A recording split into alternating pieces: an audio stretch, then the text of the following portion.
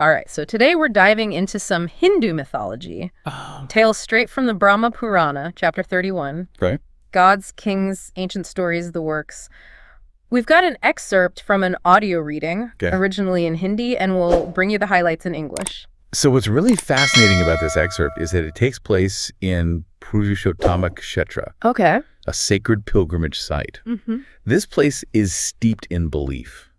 Okay. Wishes granted, negativity banished, you get the picture. So already a powerful setting. Yeah. Who are the major players we meet in this? The two main deities. Okay. First, there's Lord Narasimha. You might know him. Okay. Lion head, human body, known for slaying the demon king Hiranyakashipu. Definitely rings a bell, that whole good versus evil, divine power triumphing thing. Right. What's interesting to me, though, is that the excerpt says even powerful celestial beings like Brahma and Rudra can't handle the force of these deities in this place. Right. What's the deal with the other deity, though? Right. So alongside fierce Narasimha, we have Shveta Madhava. Okay. He's a form of Vishnu carved from white stone. Gotcha.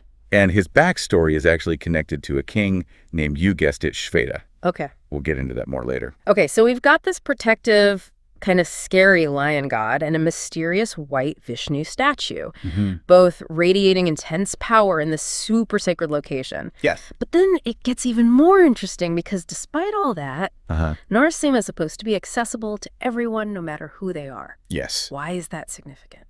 It challenges the idea that divine favor is reserved for a select few. Okay. In this context, it doesn't matter if you're a king or a commoner.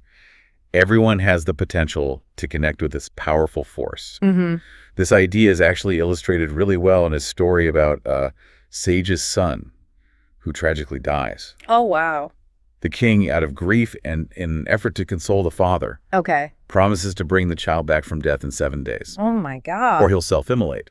Whoa, talk about high stakes. Yeah. So how does this tie back to Narasimha? Well, instead of directly appealing to Narasimha, Okay. the king actually prays to Shiva. Okay. Shiva then basically forces Yama, the god of death, to bring the child back to life.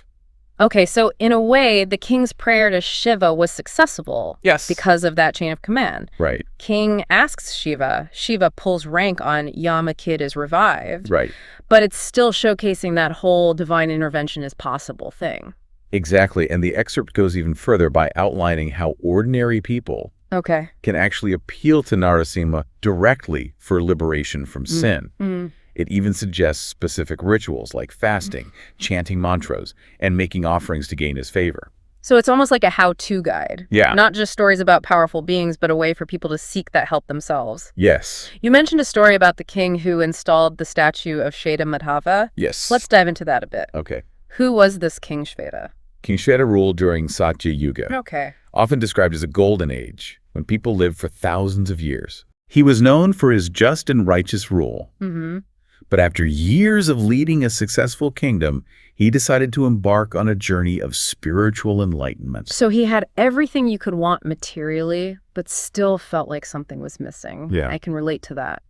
What did that spiritual journey look like? He undertook some intense practices, austerities, vows, deep meditation. Okay. It was this path that led him to build a magnificent temple at Purushottama Kshetra for Shveta Madhava. Now, here's where I think things get really interesting. Okay. When he installs the statue, his prayer isn't just a generic plea. Right. He's addressing all these different forms and aspects of Vishnu Vasudeva, Sankarsana, Pradyumna, Aniruddha, even incarnations like Varaha and Vamana. Yes. Why do you think he does that? It highlights his deep understanding of Hindu cosmology. Okay. He's not just reciting names. He's calling upon very specific energies and stories associated with each form. Think of it like activating different aspects of Vishnu's power to suit his specific need. So it carefully crafted, almost customized prayer for maximum impact. Exactly. That's right. And, you know, that deep understanding of the divine is a recurring theme in these stories. It's not just blind faith, but an active engagement with these complex concepts. That actually makes me think about this whole idea of Narasimha being accessible to everyone, no matter their social status. Yeah. How does that play into the bigger picture of Hindu beliefs? That's a great question, and it ties into this idea of the divine being present and accessible to all.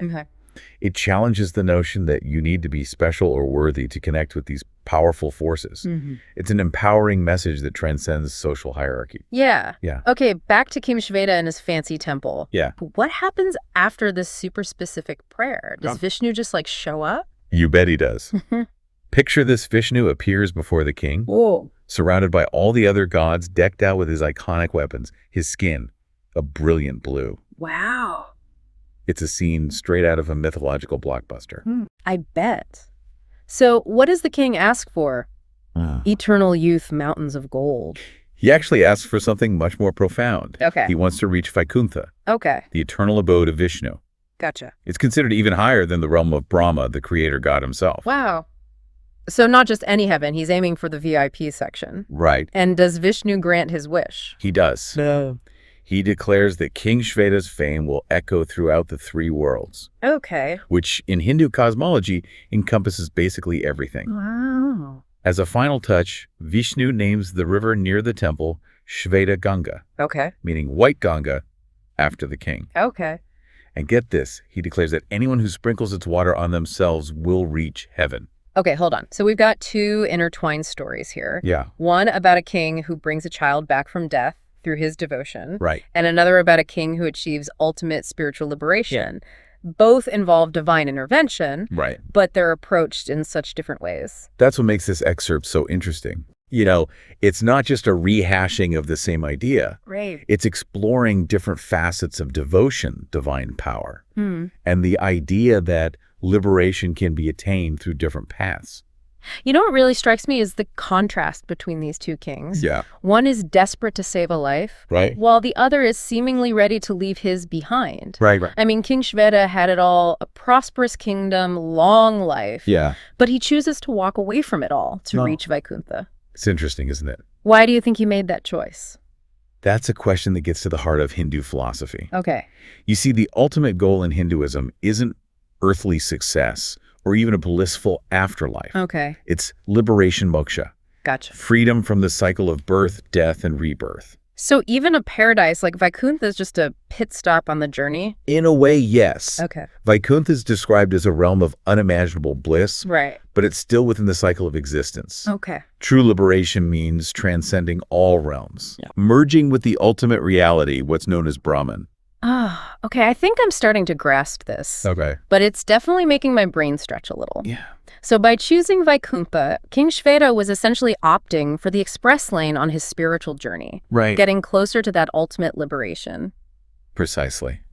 He understood that even the most perfect earthly existence or heavenly realm is ultimately temporary. Right. His desire was for something more permanent, something beyond the limitations of form and time. It makes you wonder, what would we choose if given the same opportunity? Would we cling to the familiar, comfortable life we know? Whoa. Or would we be bold enough to seek something beyond our comprehension? It's definitely a thought-provoking question. It is. And maybe that's the real power of these stories. Okay. They challenge us to look beyond our immediate circumstances to consider the deeper meaning and purpose of our lives. Something else that struck me was King Shveta's prayer. The way he invoked all those different forms of Vishnu, it wasn't just a list of names.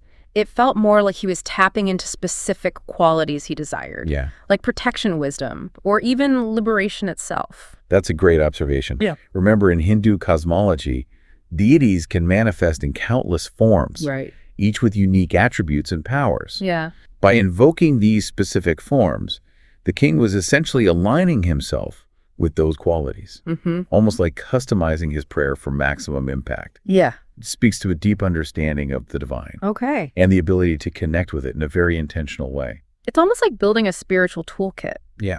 You've got Narasimha for protection and overcoming obstacles. Right. Shveta Madhava for guidance on the path to liberation. It's fascinating. It is. But for someone who might be hearing these names and concepts for the first time, it could also feel a little overwhelming. Absolutely. It's important to remember that these stories are part of a vast and intricate tapestry of beliefs and practices. Okay. They're meant to be explored and contemplated over time, not necessarily grasped all at once. Right. It's a journey, not a destination.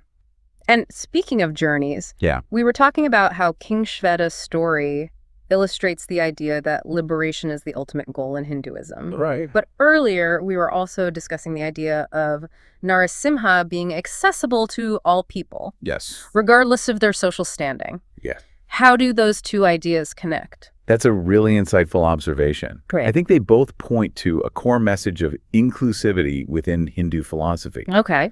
The idea that everyone, regardless of their background or social status, has the potential to connect with the divine and achieve liberation is a powerful message. It's almost like a spiritual democracy. Yeah. And it challenges the notion that you need to be a certain type of person. Right. Or follow a rigid set of rules to be worthy of divine grace. Exactly. It highlights this beautiful concept of a personal relationship with the divine, one that is accessible to all who sincerely seek it. And these stories, they're not just about ancient kings and powerful gods. No. They're reflections on the human condition. Right. Our search for meaning and our relationship with the universe. They're like a window into a different way of seeing the world. Yeah.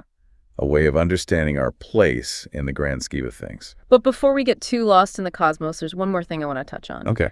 We were talking about how King Shveta chose to go to Vaikuntha, leaving behind his kingdom and everything he built. For someone who seemingly had it all, why would he walk away?